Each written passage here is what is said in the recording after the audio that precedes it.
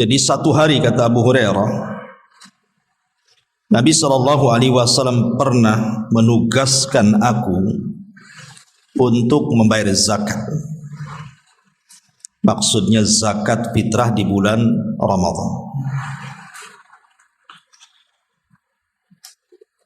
Lalu ada seseorang yang datang dan menumpahkan makanan, tiba-tiba mengambilnya. Maka aku pun mengatakan sesuatu, wallahi la arfa'annaka ila Rasulillah sallallahu alaihi wasallam. Demi Allah, aku benar-benar akan mengadukan kamu kepada Rasul. Maka tiba-tiba orang ini mengatakan, inni muhtaj wa alayya iyalun wali hajatun syadidah. Wahai Abu Hurairah, aku ini benar-benar dalam keadaan butuh. Aku memiliki keluarga dan aku pun sangat berhajat kepada makanan itu. Maka kata Abu Hurairah, fa khallaitu anhu, aku pun melepaskannya. Kemudian di pagi harinya dia berjumpa dengan Rasul. Kata Nabi SAW, ya Aba Hurairah, ma fa'ala asirukal bariha. Wahai Abu Hurairah, apa yang kau lakukan dengan tawananmu semalam? Maksudnya orang yang ditangkap oleh Abu Hurairah karena mencuri zakat fitrah itu. Maka Abu Hurairah mengatakan, ya Rasulullah, syaka hajatan syadidatan wa iyalan farahimtuhu. Orang itu mengadu sesuatu kepadaku, ya Rasul, tentang kebutuhan yang mendesak dan keluarganya yang fakir. Maka aku pun kasihan, maka aku pun lepaskan dia. Maka Nabi SAW mengatakan, amma innahu kadzabaka wa saya'ud.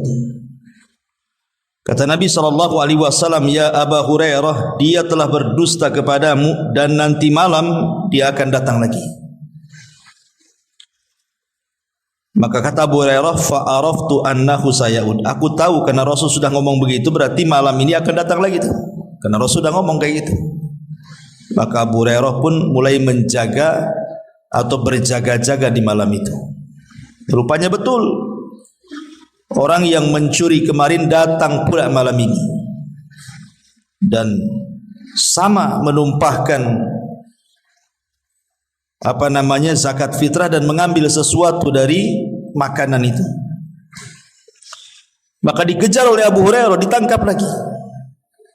Kemudian Abu Hurairah ngancam lagi dan mengatakan, la arfa'annaka ila Rasulillah. Sekarang kamu tidak mungkin saya lepas, saya akan laporkan kepada Rasul. Tiba-tiba orang ini mengatakan lagi, da'ni fa inni muhtaj wa alayya iyal wa la a'ud. Tolonglah Abu Hurairah, saya ini berhajat dengan makanan itu. Keluargaku miskin dan saya janji saya tidak akan kembali. Fa khallaitu sabilahu, aku pun kemudian melepaskan pencuri itu. Di pagi harinya berjumpa dengan Rasul. Rasul ngomong lagi, ya Abu Hurairah, ma fa'ala asirukal bariha. Abu Hurairah, apa yang dilakukan dengan tawananmu semalam itu? Maka Abu Hurairah mengatakan, ya Rasulullah, syaka hajatan syadidatan wa iyalan farahimtuhu fa khallaitu sabilah. Sama alasannya, wahai Rasul, dia sangat mengeluh kepadaku karena butuh sekali makanan itu dan dia punya keluarga miskin. Aku pun kasihan, akhirnya aku lepaskan lagi. Kata Nabi SAW, ama innahu qad kadzabaka wa saya'ud. Sebenarnya pencuri itu berdusta kepadamu, wahai Abu Hurairah. Nanti malam pasti datang lagi. Ini ketiga kalinya berarti kan. Maka karena sudah tahu nih nanti malam akan datang, Abu Hurairah berjaga-jaga lagi. Rupanya betul datang lagi dan mencuri lagi, menumpahkan zakat fitrah, kemudian mengambil sebagian makanannya. Maka dikejar Abu Hurairah, maka ketangkap, dan Abu Hurairah ngancam lagi, la arfa'annaka ila Rasulillah. Oh, enggak ada lagi. Ini sudah terakhir, kau sudah 3 kali masalahnya. Saya akan laporkan kepada Rasul. Ketika kemudian sudah tidak ada ampun lagi dari Abu Hurairah bahwa dia akan melaporkan kepada Rasul, tiba-tiba orang ini mengatakan, da'ni u'allimuka kalimatin yanfa'uka Allahu biha. Wahai Abu Hurairah, bisa enggak kau lepaskan aku? Nanti ku ajarkan kepadamu beberapa kalimat yang Allah akan memberikan manfaat kepadamu dengan kalimat yang ku ajarkan itu. Kemudian Abu Hurairah mengatakan, mahu, apa kalimat itu?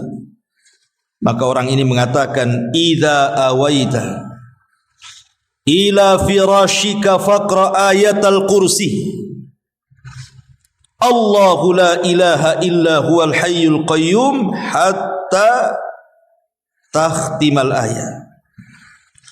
Kemudian orang ini, pencuri ini mengatakan, apabila engkau beranjak ke pembaringan, kau tidak tidur, baca ayat kursi, Allahu la ilaha illa huwal hayyul qayyum, sampai selesai dia baca ayat kursi itu.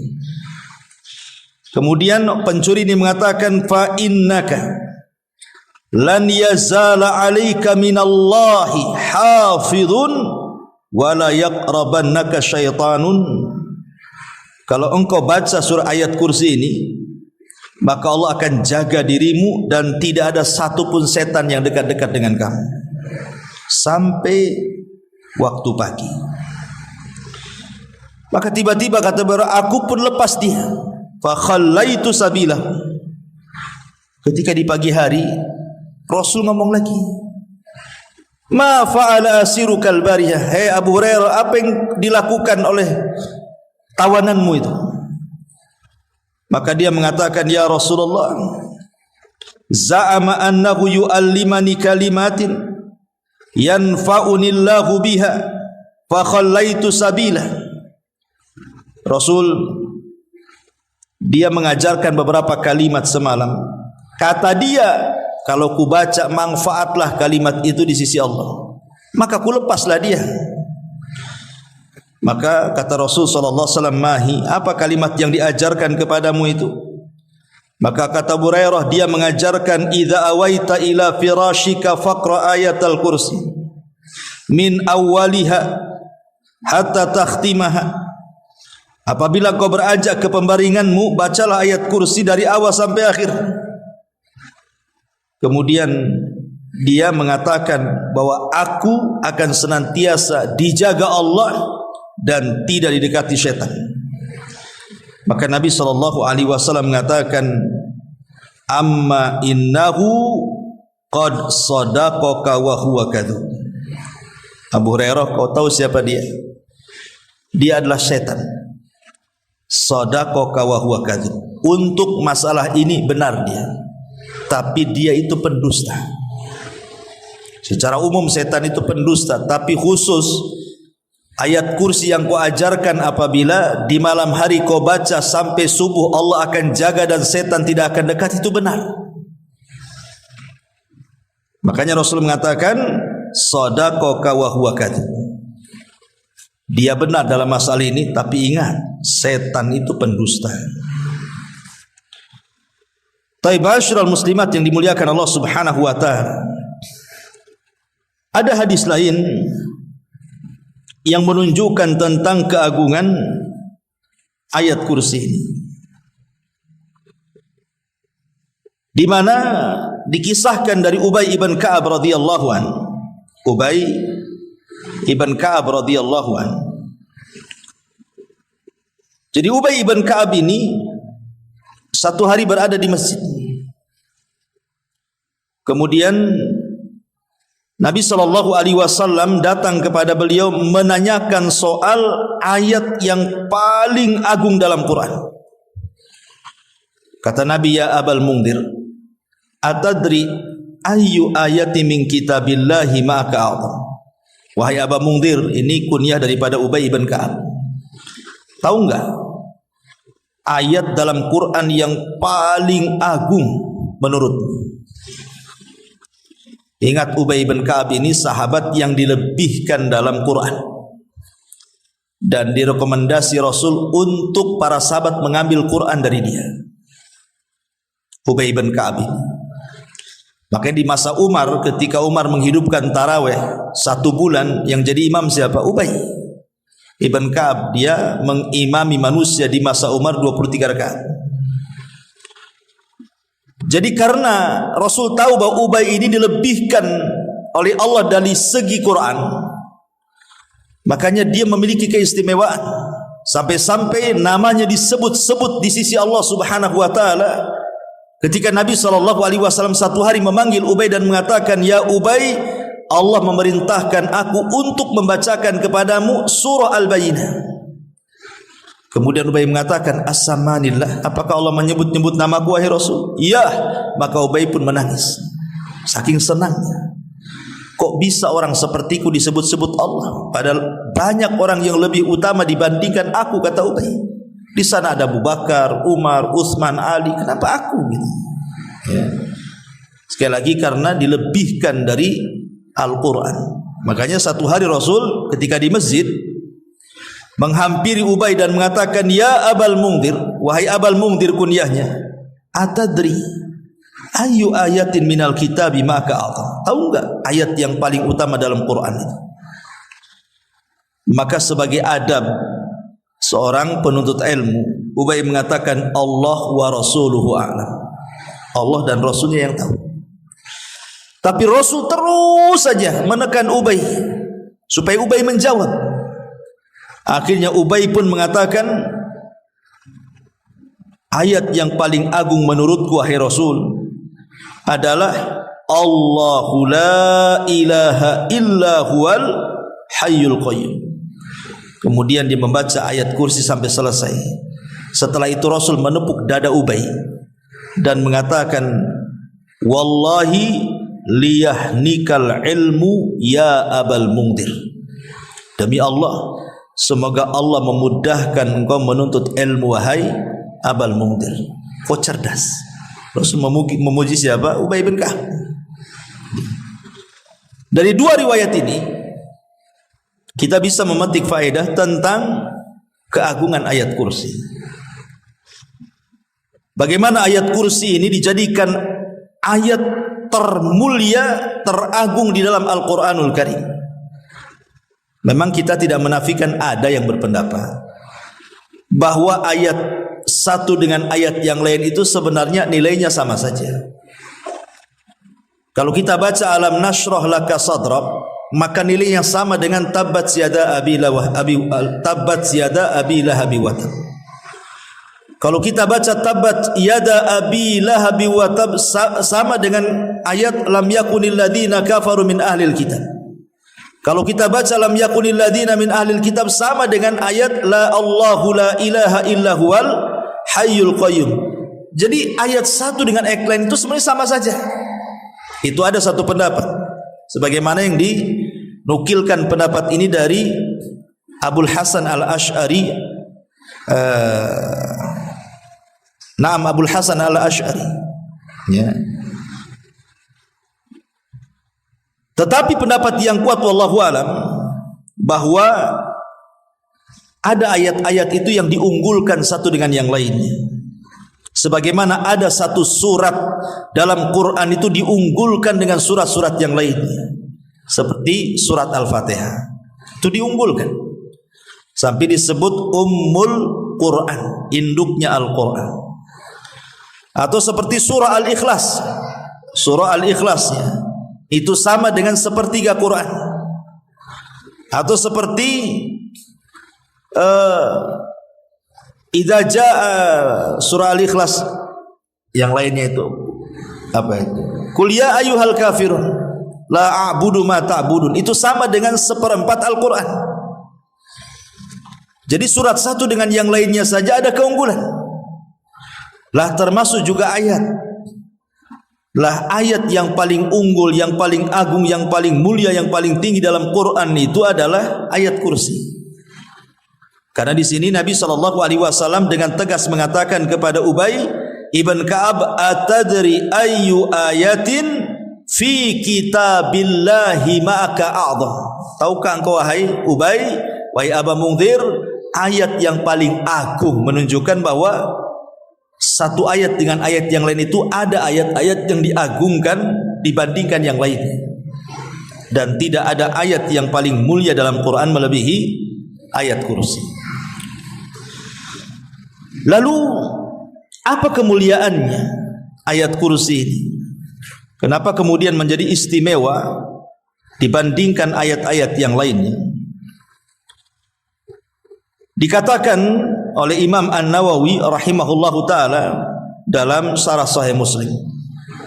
Beliau mengatakan, qala al-ulama innama tamayyazat ayatul kursi bi kauniha a'zam lima jama'at min usulil asma'i was sifati minal ilahiyyati wal wahdaniyati wal hayati wal ilmi wal maliki wal qudrati wal iradati wa hadhihi as-sab'atu usul al asma'i was sifat.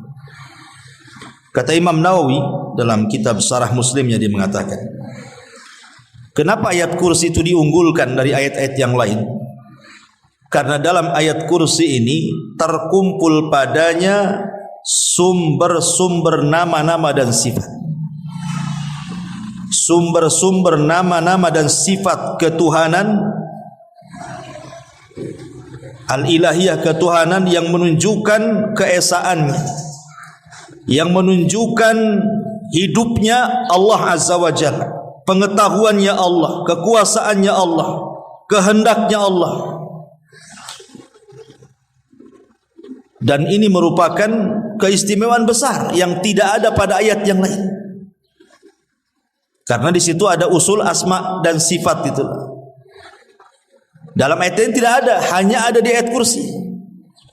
Dan ayat kursi ini sebagai jawaban orang yang bertanya, siapa Tuhan? Kalau ibu ditanya, siapa Tuhan ibu? Maka jawabannya, Allahu la ilaha illa huwal hayyul qayyum, sampai selesai. Itulah Allah. Itulah Allah disebutkan dalam 10 poin dalam ayat kursi itu. Ma'asyiral muslimat yang dimuliakan Allah Subhanahu wa taala. Apa 10 poin ini? Karena begini ya, syaraful ilmi ala syarafil ma'lum. Mulianya sebuah ilmu itu kan ditentukan ilmu yang dipelajari. Dan tidak ada ilmu yang lebih mulia dipelajari kecuali yang berkaitan dengan tauhid. Dan ayat kursi ini bicara tauhid dari awal sampai akhir. Makanya mulia sekali karena isinya adalah pengenalan kita terhadap tauhid, tauhidullah azza wa jalla. Secara singkat kita baca tafsirnya saja, singkat-singkat saja karena waktu juga. Allah Subhanahu wa taala mengatakan, a'udzu billahi minasyaitonir rajim, bismillahirrahmanirrahim.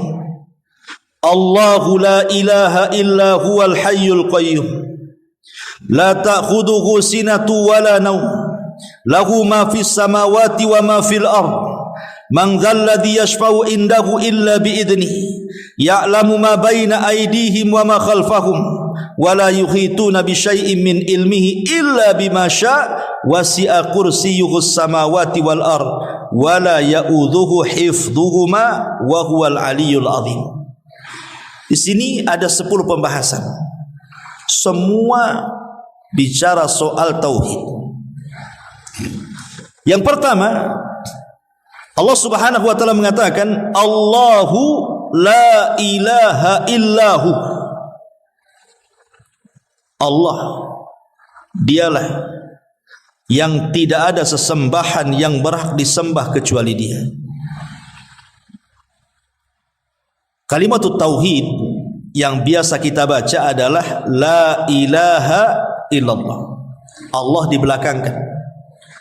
Tapi dalam ayat kursi Allah dikedepankan. Allahu la ilaha illahu. Yang sering kita baca la ilaha illallahu, kan begitu. Sebenarnya sama saja. Mau Allah dikedepankan, mau Allah dikebelakangkan, karena inti kalimat la ilaha illallah adalah harus mencakup dua rukun. Pertama, rukun penafian, peniadaan. Yang kedua, rukun al-isbat, rukun penetapan. Harus ada yang dibuang, harus ada yang ditetapkan. Itulah tauhid. La ilaha itu peniadaan. Tidak ada sesembahan yang berhak disembah, maka semua sesembahan yang tidak berhak disembah campakkan semuanya. Semua Molata, Uzza, Manat, Hubal, gunung, sungai, rawa, terserah. Apapun disembah selain daripada Allah, campakkan semuanya. Kemudian illallah, tetapkan hanya Tuhan yang berhak disembah, itu hanya Allah saja. Nah di sini juga sama. Di sini tetapkan dulu Allahu, Allah berhak disembah. Kemudian la ilaha illahu. Kemudian setelah adanya penetapan baru pembuangan. Kalau la ilaha illallah kan dibuang dulu baru ditetapkan. Di sini tidak ditetapkan dulu baru adanya pembuangan. Ditetapkan Tuhan yang berhak disembah yaitu Allah, baru dibuang Tuhan-Tuhan yang layak tidak disembah, tidak layak disembah, dicampakkan semuanya. Itulah tauhid, hanya menetapkan satu Tuhan. Ma'asyiral muslimat yang dimuliakan Allah Subhanahu wa taala. Bicara kalimat la ilaha illallah. Kalimat la ilaha illallah ini, ibu yang dimuliakan Allah Azza wa Jal, adalah kalimatut thayyibah, kalimat yang indah, yang Allah Subhanahu wa taala sebutkan dalam surah Ibrahim ayat 24-26. Alam tara kaifa daraballahu masalan kalimatan thayyibatan kasyajaratin thayyibatin asluha thabitun wa far'uha fis sama. Tu'ti ukulaha kullahinin bi'idni rabbiha wa yadribullahu al-amthala lin-nasi la'allahum yatadhakkarun wa mathalu kalimatin khabithatin kasyajaratin khabithatin ijtuthat min fawqil ardi ma laha min qarar. Tidakkah kamu memperhatikan bagaimana Allah telah membuat perumpamaan kalimat yang baik, maksudnya kalimat la ilaha illallah. Lihat bagaimana Allah membuat perumpamaan kalimat la ilaha illallah itu seperti pohon yang sangat baik.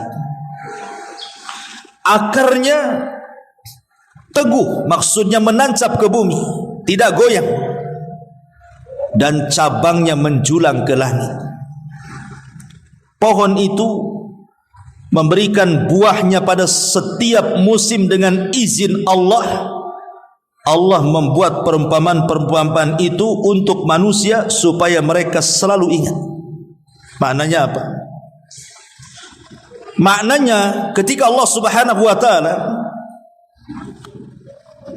memperumpamakan kalimatut tauhid, kalimat la ilaha illallah, itu diumpamakan dengan syajarah yang baik, pohon yang baik. Pohon yang baik itu seperti apa, Bu? Akarnya nancap ke tanah dan tidak bergoyang. Kemudian batangnya menjulang ke langit dan tidak roboh.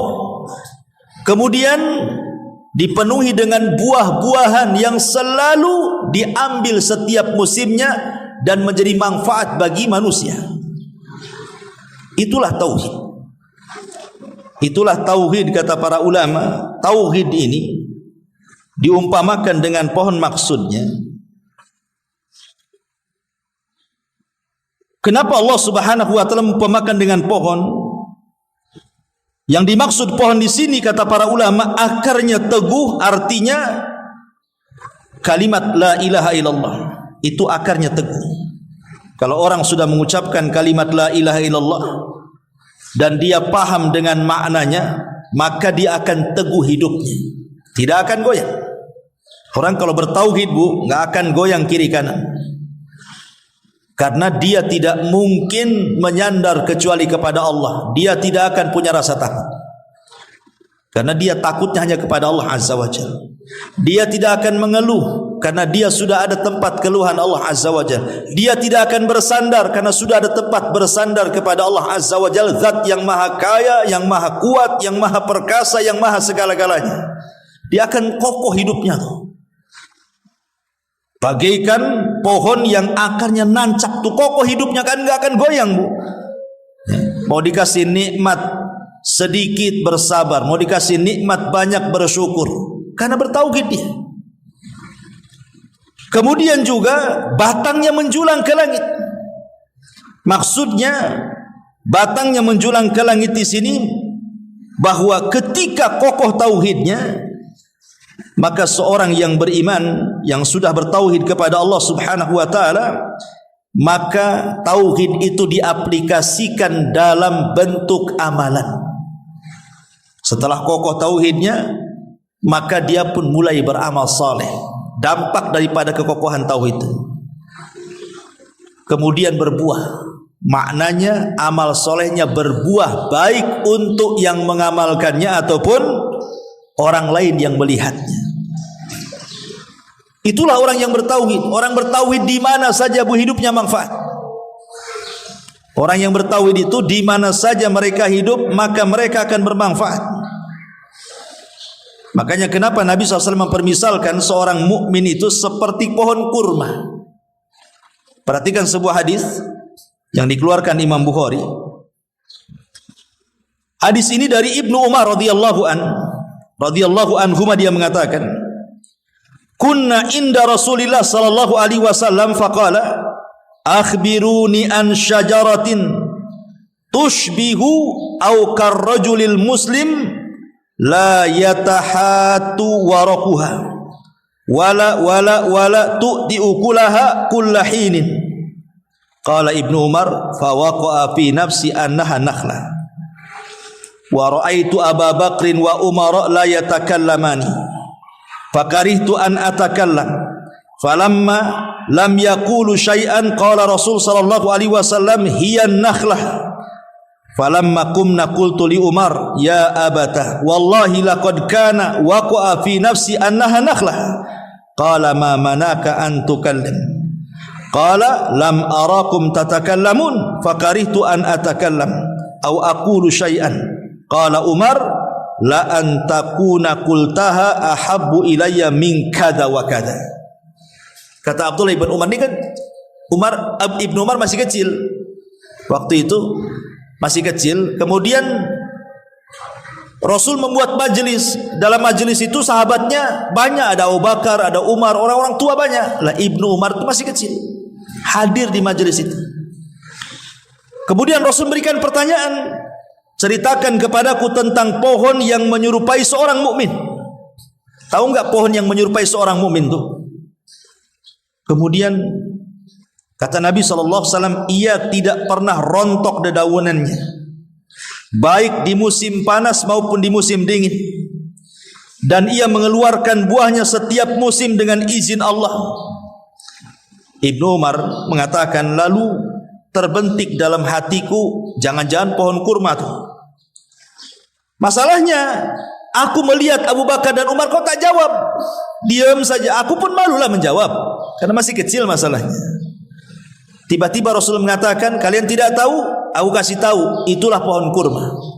Kata Ibnu Umar, tuh kan betul prasangkaku itu pohon kurma. Setelah buyar majelisnya, masing-masing pulang, Ibnu Umar nih ngomong sama bapaknya Umar bin Khattab, Pak, aku udah tahu loh jawabannya, itu pohon kurma. Kata Umar, kenapa kau tak jawab? Katanya, habis kamu Abu Bakar diam saja, aku pun tak mau ngomong lah, katanya. Maka Umar mengatakan kepada anaknya, hei Ibnu Umar, katanya, seandainya kau jawab tadi di hadapan Rasul, itu lebih aku sukai daripada ini sebutkan. Kenapa? Karena kebanggaan orang tua kan, anaknya bisa jawab. Kenapa kau tak jawab? Katanya, karena masih kecil waktu itu. Syahidnya di sini bagaimana? Nabi mempermisalkan seorang muslim itu seperti pohon kurma. Pohon kurma itu dari mulai akar, batang, sampai daun, sampai ke buahnya, semua manfaat dari yang dibuang. Tidak ada yang dibuang pohon kurma itu, dari bawah sampai atas. Itulah seorang mukmin, tidak ada yang terbuang dalam kehidupannya. Manfaat bagi dirinya, manfaat bagi orang lain, dan hidupnya teguh, tidak pernah mengeluh. Itulah kalimatul la ilaha illallah, kalimatul tauhid. Tapi kalimat yang paling buruk adalah kalimat syirik, lawan daripada la ilaha illallah. Makanya ayat selanjutnya Allah mengatakan apa? Wa mathalu kalimatin khabithatin kasyajaratin khabithatin ijtussat min fawqil ardi ma laha min qarar, kata Allah. Tapi perumpamaan kalimat yang buruk, maksudnya kalimat kesyirikan lawan daripada tauhid, seperti pohon yang buruk yang telah dicabut dengan akar-akarnya dari permukaan bumi, tidak dapat tegak berdiri sedikit pun, melainkan pasti akan roboh. Orang kalau tidak punya tauhid dan beralih kepada kesyirikan, hidupnya akan roboh. Sedikit-sedikit takut, sedikit-sedikit mengeluh, sedikit-sedikit, pokoknya hidupnya enggak tenang. Orang kalau tidak punya tauhid enggak akan tenang, enggak kokoh hidupnya, putus asa, dan cenderung akan dari kesyirikan itu, cenderung akan melakukan keburukan-keburukan. Lihat ketika Allah Subhanahu wa taala berfirman di dalam surah An-Nahl ayat 5758, apa kata Allah? Wa yaj'aluna lillahi al-banat subhana wa lahum ma yashtahun. Dan mereka menetapkan anak perempuan-perempuan bagi Allah, Maha suci Dia, sedang untuk mereka sendiri apa yang mereka sukai. Di sini Allah menceritakan tentang orang-orang musyrik Arab. Orang-orang musyrik Arab itu selain daripada keyakinan-keyakinan syirik yang lainnya, mereka ada keyakinan syirik yang tertanam di hati-hati mereka, dan mengatakan bahwa malaikat-malaikat Allah itu adalah anak-anak perempuan Allah. Sama dengan orang Nasrani mengatakan Isa itu anak Allah, sama dengan orang Yahudi mengatakan Uzair itu anak Allah. Tapi orang musyrik mengatakan malaikat-malaikat anak Allah. Makanya kita lihat berhala-berhala yang disembah orang-orang musyrik itu semua namanya perempuan. Seperti Lata, itu perempuan. Secara bahasa Arab Lata itu dari kalimat Allah, kemudian dibuat perempuan jadi Al-Lata. Kemudian Uzza itu dari kalimat Al-Aziz.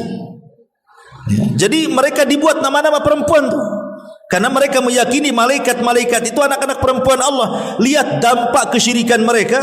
Wa idza busyira ahaduhum bil untha dhalla wajhuhu muswaddan wa huwa kadhib. Dan apabila seorang dari mereka diberi kabar dengan kelahiran anak perempuan, hitamlah, merah padamlah muka mereka, dan dia sangat marah. Lihat, kalau akidahnya sudah rusak, lari ke akhlak juga rusak. Orang-orang Arab tuh tidak suka kalau punya anak perempuan, langsung dikubur hidup-hidup. Lah akhlak-akhlak seperti ini muncul dari keyakinan kesyirikan tadi. Beda kalau orang bertauhid akan melahirkan akhlak-akhlak yang baik, tapi kalau syirik akan melahirkan akhlak-akhlak yang tidak baik. Seperti contohnya di sini, dan begitu seterusnya. Makanya kemudian Allah permisalkan seperti pohon buruk yang akarnya sudah tercabut dari bumi, sewaktu-waktu bisa tumbang. Itulah kalimatut tauhid, kalimat la ilaha illallah, seperti pohon yang baik yang akarnya menancap di bumi, batangnya menjulang ke langit, dan buahnya bermusim setiap musim. Artinya semua manfaat kehidupannya, dan akan teguh, akan kekar, dan tidak mungkin goyah kehidupannya. Itulah fungsinya belajar tauhid itu, Bu, untuk supaya memantapkan hidup. Ini yang pertama, Bu, kalimat la ilaha illallah, Allahu la ilaha illahu. Dan faedah la ilallah sudah sering saya jelaskan. Diutusnya para rasul, diturunkannya kitab-kitab, bahkan tegaknya langit dan bumi, bahkan orang dimasukkan ke dalam sorga, disyariatkan jihad, dan begitu seterusnya. Tidak bisa kecuali dengan kalimat la ilaha illallah. Ini yang pertama. Kemudian yang kedua, Allahu la ilaha illa huwal hayyul qayyum. Al-hayyu al-qayyum. Al-hayyu al-qayyum. Kalimat al-hayyul yang maha hidup. Nama Allah al-hayyu hidup ini merupakan sumber semua nama-nama Allah selain daripada kepada Allah. Kan Allah itu kan nama yang semua nama lain tertuju kepada Dia. Makanya tidak boleh kita mengucapkan la ilaha illa rahman, la ilaha illa al-aziz, tidak boleh. Harus la ilaha illallah. Kenapa? Karena Allah itu semua nama dan sifat tertuju ke situ. Kenapa tidak boleh la ilaha illa rahman? Karena di masa jahiliyah, orang-orang musyrik itu mereka menganggap si nabi palsu Musailamah al-Kadzdzab itu sebagai Rahmanul Yamamah. Itu Rahmannya orang-orang Yamamah katanya. Jadi orang-orang Arab menganggap Musailamah si nabi palsu itu disebut dengan Rahmanul Yamamah. Atau ketika Allah Subhanahu wa taala menceritakan kisah Nabi Yusuf, yang merawat Nabi Yusuf itu siapa namanya? Al-Aziz. Ya, Al-Aziz.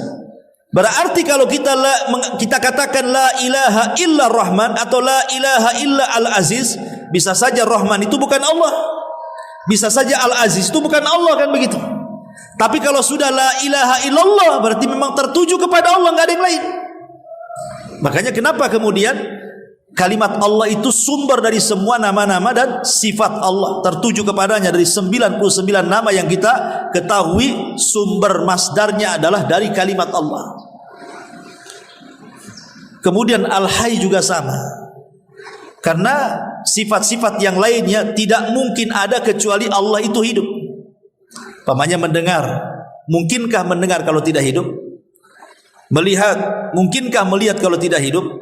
Ya enggak mungkin, kan begitu. Menghendaki sesuatu, mungkinkah menghendaki sesuatu kalau tidak hidup?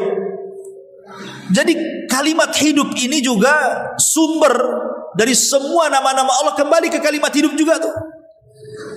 Karena Allah tidak mungkin Al-Alim, tidak mungkin Al-Basir, tidak mungkin As-Sami kalau tidak Al-Hayy. Kalau Dia tidak hidup. Dan Allah Subhanahu wa taala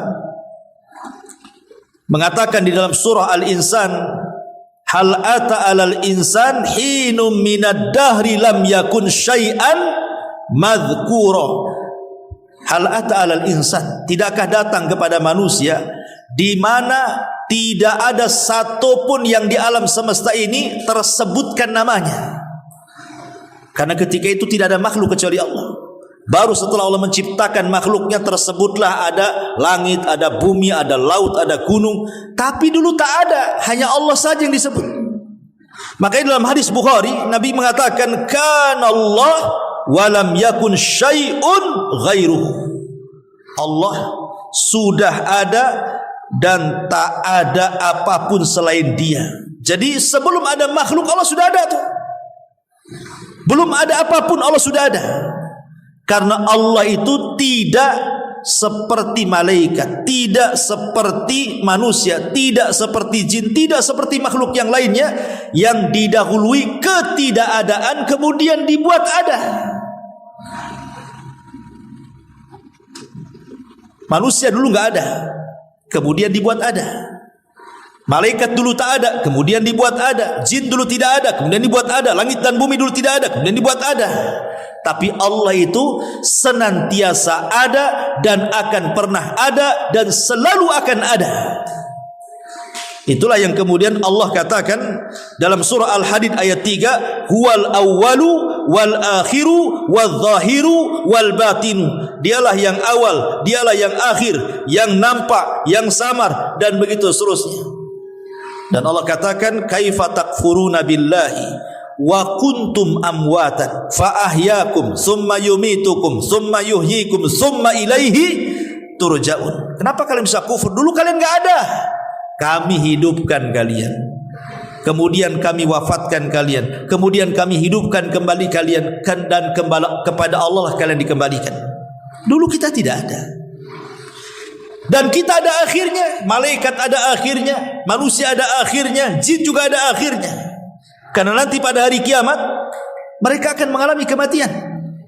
Manusia mati, jin mati, malaikat mati, tapi Allah tidak akan mengalami kematian. Manusia, makhluk yang lain, bahkan alam semesta juga akan mengalami kehancuran kecuali yang Allah kecualikan. Adapun kekekalan sorga, sorga awalnya tidak ada, kemudian Allah ciptakan, tiba-tiba menjadi kekal. Berarti kekalnya sorga kalau gitu sama dong dengan kekalnya Allah. Beda.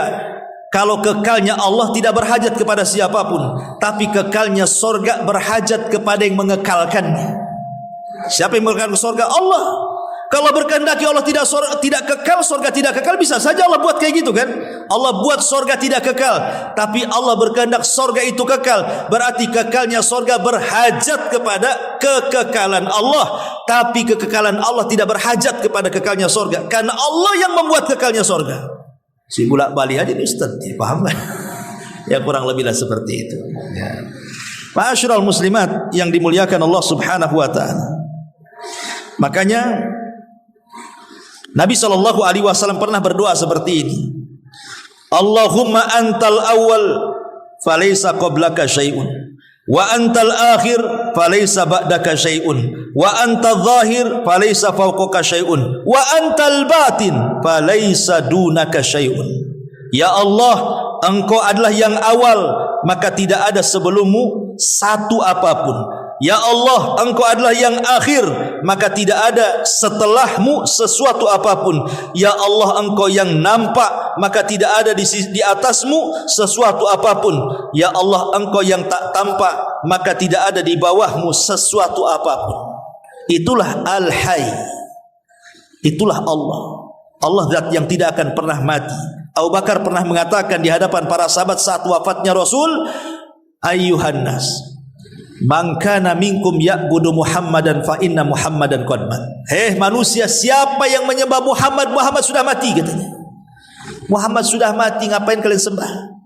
Wa man kana ya'budullaha fa innallaha hayyun la yamut. Tapi siapa yang menyembah Allah, Allah zat yang maha hidup.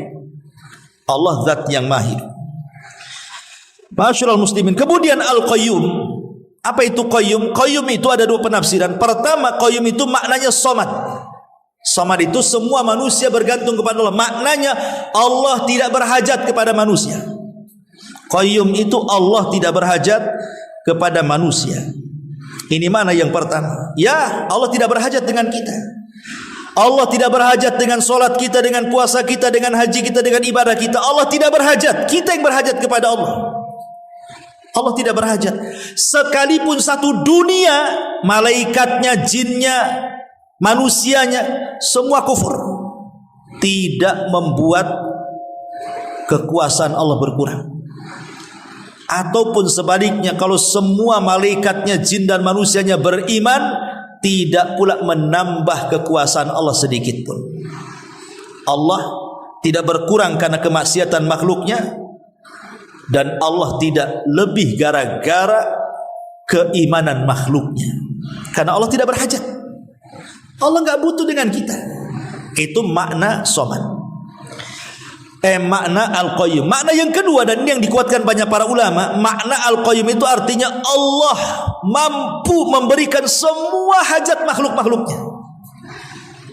Kalau satu dunia berkumpul di satu tempat, kemudian masing-masing meminta disesuaikan dengan permintaannya. Yang satu mengatakan, ya Allah saya minta mobil. Yang satu mengatakan, ya Allah saya minta minta rumah. Yang satu mengatakan, saya minta sembuh, saya minta ini, saya minta kaya. Macam-macamlah disebutkan.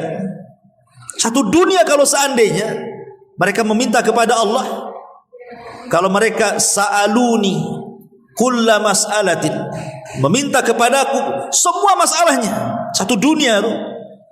Apa kata Allah Subhanahu wa taala dalam hadis kursi itu?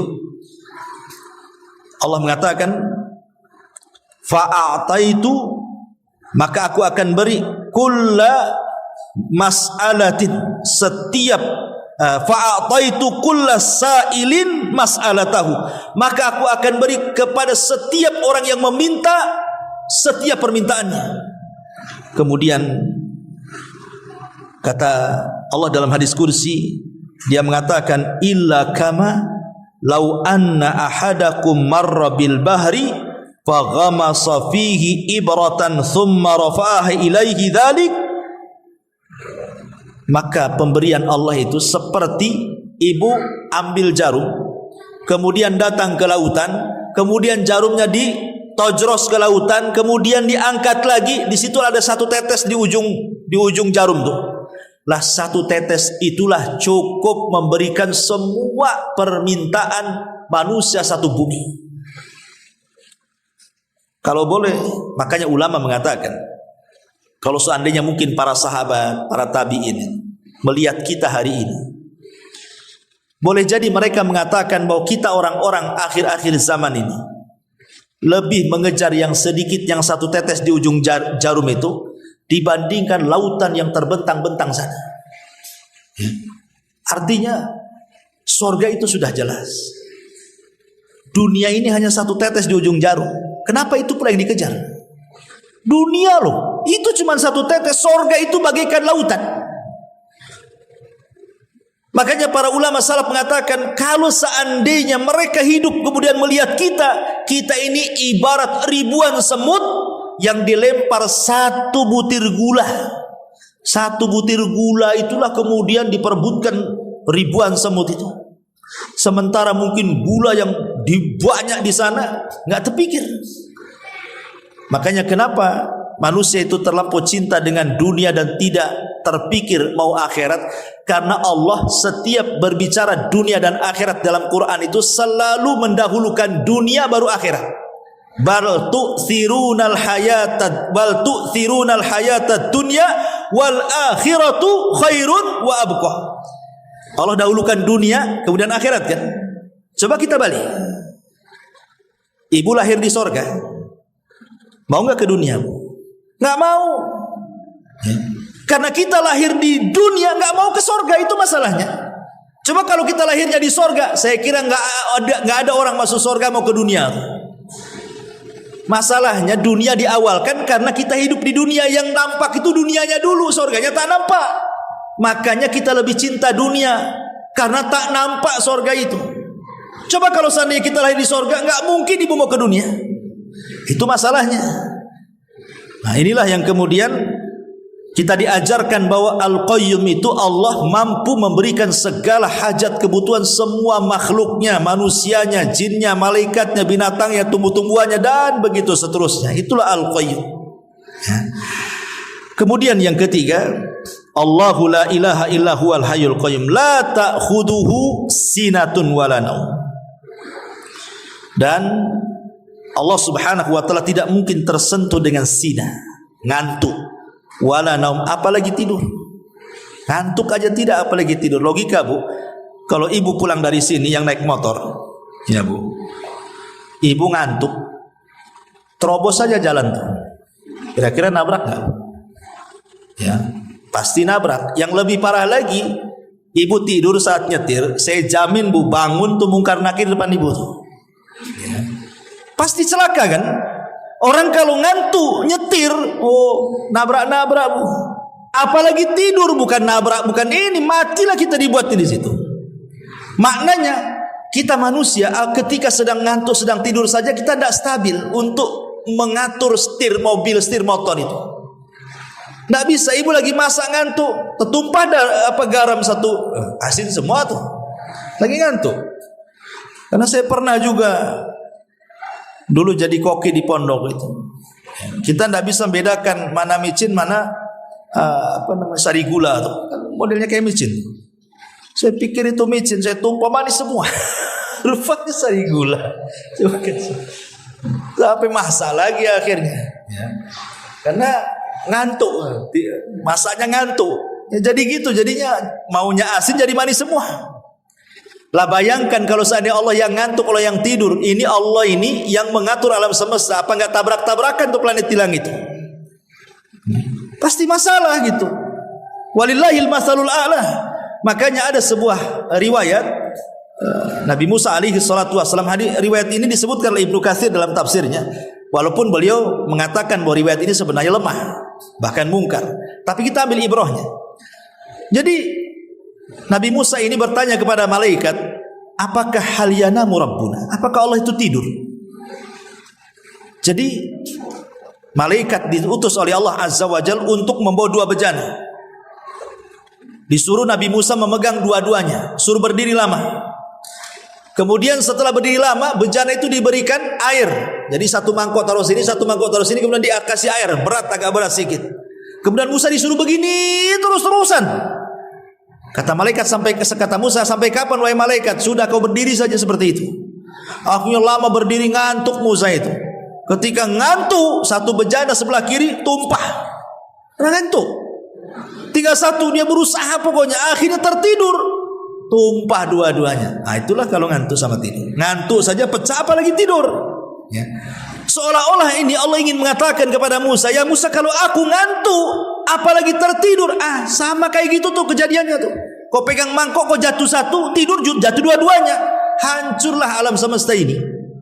Allah tidak pernah tersentuh ngantuk apalagi tidur. Ya. Sebab kalau Allah sampai tersentuh ngantuk apalagi tidur, ini bahaya, Bu. Ibu berdoa nih, ya Allah, berikan saya anak banyak. Allahnya ngantuk, salah dengar. Ya, dikira tak mau anak, nggak dikasih sama Allah. Namanya orang ngantuk, salah dengar. Apalagi lagi tidur, ibu berdoa tengah malam, Allahnya lagi tidur. Ya orang tidur nggak tahu ibu minta apa kan? Kok nggak dikabul-kabulkan ini? Nah, ini kan masalah jadinya. Dan makanya kemudian sifat ngantuk dan tidur itu tidak sempurna bagi Allah. Dan itu hanya sempurna bagi makhluk. Makhluk itu terbalik. Kalau tidak ngantuk, tidak tidur, nggak sempurna, pasti wajib ke rumah sakit beli obat ngantuk. Itu manusia. Coba saja Bu, 5 hari Ibu tak tidur, pasti ke rumah sakit, minta obat tidur. Ya. Tapi Allah itu berbeda sifatnya dengan kita. Sifat Allah itu sempurna. Justru tidak ngantuk, tidak tidur bagi Allah sempurna, tapi bagi kita tidak sempurna makhluk. Nah, makanya disebut Allah mengatakan tidak sinatun, tidak juga naum. Kemudian Allah mengatakan selanjutnya Hayyul Qayyum la ta'khudhuhu sinatun wala naum. Nah, itu sudah keempat ya. Allahu la ilaha illahu Al-Hayyul Qayyum la ta'khudhuhu sinatun wala naum lahu ma fis samawati wa ma fil ardh. Bagi Allah kepunyaan langit dan bumi. Ma'asyiral muslimat yang dimuliakan Allah Azza wa Jalla. Walillahi ma fis sama. Walillah, li di sini kata ulama tafsir sepakat bahwa di sini lil milki. Artinya li yang memiliki makna semua langit dan bumi itu kepunyaan Allah. Tidak ada secuil di langit dan bumi itu Allah berserikat dengan makhluknya. Tidak ada. Langit dan bumi itu mutlak kepunyaan Allah. Tidak ada secuil yang di alam semesta ini kecuali milik Allah. Kita tidak berserikat sedikit pun di situ. Sampai kita sendiri milik Allah. Badan ibu itu milik Allah. Makanya tidak boleh ibu potong jari itu. Kan itu bukan milik ibu. Umpamanya ambil pisau kemudian dipotong satu ruas. Nggak boleh, berdosa Bu. Kita memotong jari kita ini bukan jari kita milik kita, milik Allah. Berarti zalim kepada Allah Azza wa Jalla memotong jari kita. Karena semua milik Allah. Pertanyaannya, kenapa Allah Subhanahu wa taala menciptakan langit dan bumi? Apa hikmahnya? Buat apa Allah menciptakan langit dan bumi itu? Maka Allah Subhanahu wa taala sebutkan hikmah di balik penciptaan langit dan bumi. Ibu perhatikan surah An-Najm 31. Walillahi ma fis samawati wa ma fil ard liyazziyal ladina asa'u bima amilu wa yazziyal ladina ahsanu bil husna. Dan dialah Allah yang memiliki semua yang ada di langit dan semua yang ada di bumi. Untuk apa? Liyazziyal ladina asa'u bima amilu. Agar Allah Subhanahu wa taala memberi balasan kepada orang-orang yang berbuat jahat, dan agar Allah memberikan balasan kepada orang-orang yang berbuat baik dengan pahala yang baik. Jadi diciptakan langit dan bumi itu untuk memberikan pelajaran kepada manusia, menguji manusia, agar ketika kita berhadapan dengan Allah, Allah tahu siapa yang baik, siapa yang tidak baik. Bu, kalau ibu menatap ke langit, dari langit pertama sampai ke arsy sana, di langit itu isinya apa sih? Isinya malaikat semua, Bu.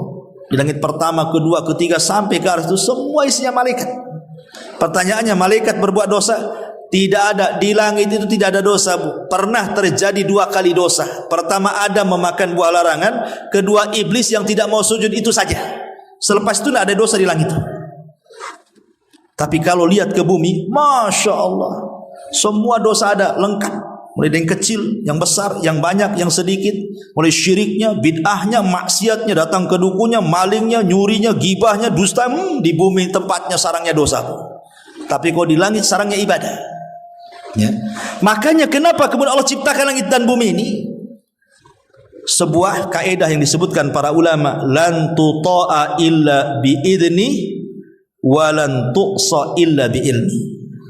Allah itu tidak ditaati kecuali karena izinnya, dan Allah tidak dimaksiati kecuali dengan pengetahuannya. Ada yang mengatakan Allah tidak ditaati kecuali dengan izinnya, dan tidaklah Allah dimaksiati kecuali dengan ilmunya. Apa maknanya? Ya. Tidak ditaati kecuali dengan izinnya, tidak dimaksiati kecuali dengan ilmunya. Karena beda antara taat dan maksiat. Kalau kita berbuat taat, sholat, zakat, puasa, haji, kita ini belum tahu apakah dengan sholat kita, zakat kita, puasa kita dapat izin masuk surga. Kan belum tentu, Bu. Ya, sholat kita apa ibu tahu sholat ibu diterima? Kan nggak tahu. Kita berusaha saja sholat, mudah-mudahan diterima. Ibu datang ke sini apa dapat pahala? Mudah-mudahan dapat pahala. Karena kan niat orang sholat itu kadang-kadang ada riya, ada yang sum'ah, ada macam-macam kan. Sehingga Allah tidak ditaati kecuali dengan izinnya. Karena orang masuk surga itu ada izin dari Allah. Tapi orang masuk neraka tidak perlu izin-izin, Bu. Ya. Orang masuk neraka itu tidak perlu izin-izin. Ibu nih, umpamanya gibah. Harusnya kan gibah dosa masuk neraka. Berarti kalau saya gibah, saya izin dong masuk neraka. Tidak perlu izin masuk neraka tuh. Langsung jebloskan aja ke situ. Makanya Allah tidak ditaati kecuali dengan izinnya. Karena orang masuk surga itu harus izin dulu. Kalau tidak ada izin, tidak mungkin kita masuk surga. Tapi kalau dimaksiati Allah itu karena pengetahuan. Karena kita tahu maksiat itu jahat, tidak boleh. Ya.